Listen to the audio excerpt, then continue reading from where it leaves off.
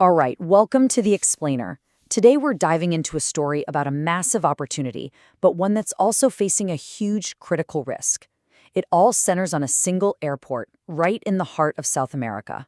This is the story of Bolivia's Viru Viru hub project, a plan that could literally reshape the nation's economy, but is now in real danger of being grounded before it ever even takes off. So let's just start with that question. Can a single airport really do that? I mean, completely change a country's economic future. Because we're not just talking about a nicer terminal or a few more flights here. No, we're talking about a strategic move, a game changer that could pull in billions of dollars and completely redefine Bolivia's place in the global economy. The stakes? They're about as high as they get. Okay, before we go any further, let's get on the same page about what an airline hub actually is, because it's way more than just a busy airport. You should think of it like a strategic nerve center. It's where airlines funnel all their passenger and cargo traffic into one spot, just so they can then efficiently shoot it all back out across a huge web of connecting flights.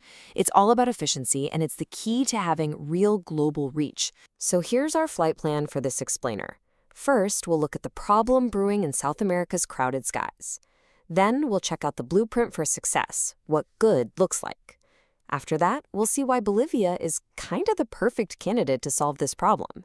Then, we'll get into why this amazing project is completely stalled. And we'll finish with a really serious warning that could change everything. Right, let's zoom out and look at the big picture. Right now, there's a huge problem in the skies over South America, which of course means there's a huge opportunity.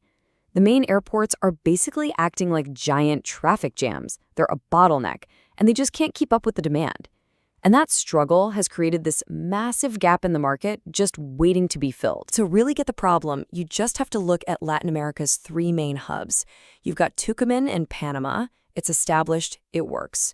But the other two big players, Jorge Chávez in Peru and Guarulhos in Brazil, they're completely saturated, clogged, at capacity. And that creates a logistical nightmare for the whole continent and a desperate, desperate need for a new hub to come in and relieve all that pressure. So if you're going to build a new hub, what does success even look like? Well, for the answer, you've got to look at the absolute gold standard, Dubai. What they did was nothing short of a masterclass in how you can use aviation to build a world-class powerhouse economy from the ground up. Just look at that number for a second. $48.8 billion. That's how much aviation kicked into Dubai's GDP back in 2018. And this didn't just happen by accident.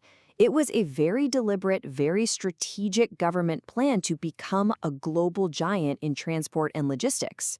And that is the kind of economic prize we're talking about here. And this quote right here, it really gets to the core of what makes a hub so powerful. They're not just airports, they're gateways. You see Panama, the gateway to Latin America, making a deal with Dubai, the gateway to the Middle East. They're creating this incredibly powerful economic corridor across the globe. That's the league that Bolivia has the potential to play in. Which brings us right to Bolivia. With this desperate need for a new hub in South America, why is everyone looking at this relatively quiet airport in Santa Cruz called Viru Viru?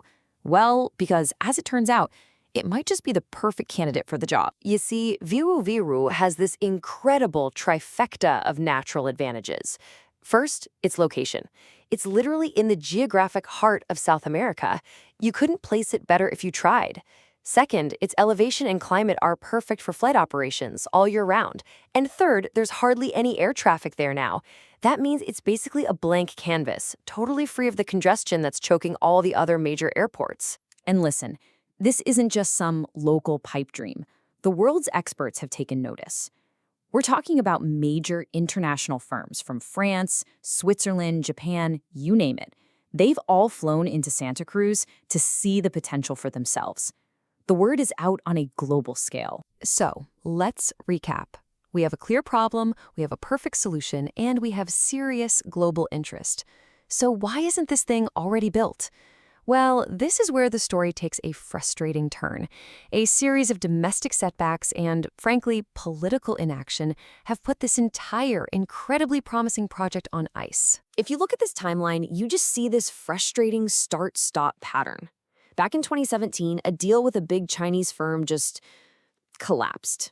Then in 2019, hope was back on the table as all those European and Asian companies showed up. A year later, in 2020, the government at the time even issued a decree to finally push the project forward. But since then, nothing. The current government hasn't publicly said a word about it, leaving the whole project and a potential $420 million investment just floating in limbo. And all of that inaction, that limbo, has led to something much, much more serious than just a missed opportunity. It's now boiled over into an impending crisis.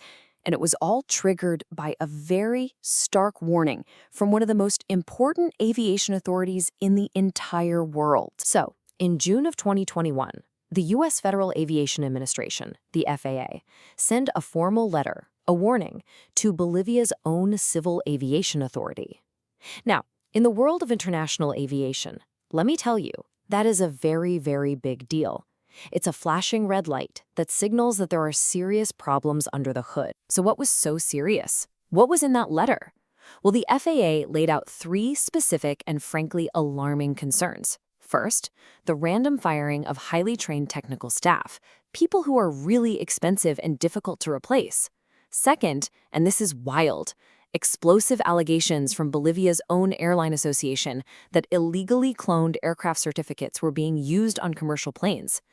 And third, just fundamental questions about the quality of aviation surveillance in the country. These aren't just minor slip-ups. They cut right to the heart of safety and credibility. And this brings us to the incredibly stark choice that Bolivia is facing right now. On one side, you have this massive opportunity, a multi-billion-dollar economic engine for the country, becoming the logistics heart of an entire continent, attracting huge foreign investment. But on the other side, the risk is just as huge. A total loss of international credibility, global partners just giving up and looking elsewhere, and a potential decertification from the FAA that would absolutely cripple the country's aviation industry. Which brings us to our final question. The world can see the potential in Viru Viru. The blueprints are there, the need is undeniable. But the final call, it has to be made inside Bolivia. So, will this golden opportunity finally take flight, or will it become just another story of what could have been, grounded by its own internal turbulence?